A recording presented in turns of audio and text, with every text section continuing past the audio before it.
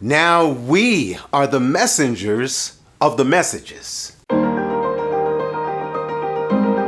Grace and peace, everybody. Welcome to Sabbath School Study Group. We have arrived to the end of God's mission.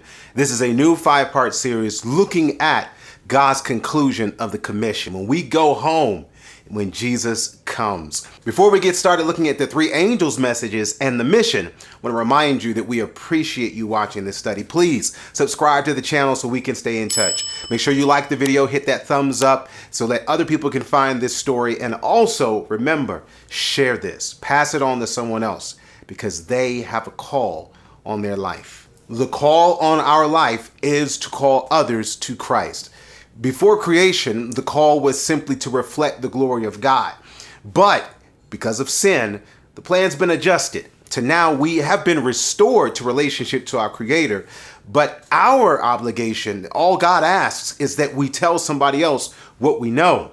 This is where we see the 3 angels coming in Revelation chapter 14. The 3 angels' messages are a message of call to worship, to restore, and to redeem us. And you see the call of the first angel here in Revelation chapter 14. John the Revelator says, I saw another angel fly in the midst of heaven, having the everlasting gospel, to preach unto them that dwell on the earth and to every nation. That's us, you all, to every nation and kindred and tongue and people, saying with a loud voice, fear God and give glory to him, for the hour of his judgment is come, and worship him that made heaven and earth and the sea and the fountains of waters. This is our opportunity, but it's also our obligation. Now, John sees these angels. That's the first one. We're not going to go through all 3, but this is a vision, and much of it is symbolic. Now, the message is real. The call is real, but who does the calling? The Lord uses his ministering spirits. That's what angels are. We learned that in Hebrews chapter 1, verses 13 to 14. But to which of the angels said he at any time, sit on my right hand until I make thine enemies thy footstool? Are they not all ministering spirits sent forth to minister for them who shall be heirs of salvation? God uses angels to do his work. And in the 3 angels' messages, these are 3 messages that 3 ministering spirits are sent to share. But obviously, think of the last time you saw an angel. Probably never. Think of the last time you heard or saw a video of an angel giving the message. This is where the symbolism comes in. The call is real, the message is real, but the messengers, it's us. We have been called. There in Hebrews, we're called the heirs of salvation. As heirs, we don't have to earn the promise. We just have to share, pass the promise. And that's why we have been anointed to preach this message to all the world. In Romans chapter 10, verse 14 through 15, it puts it this way. How then shall they call on him, that's on Christ, in whom they have not believed? And how shall they believe in him of whom they have not heard? And how shall they hear without a preacher? And how shall they preach except they be sent?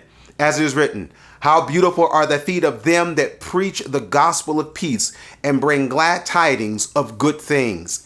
Angels do this very work. Angels have been seen from the birth of Christ even to when he was in the Garden of Gethsemane, ministering to people and even ministering to Christ. But this is where we come in.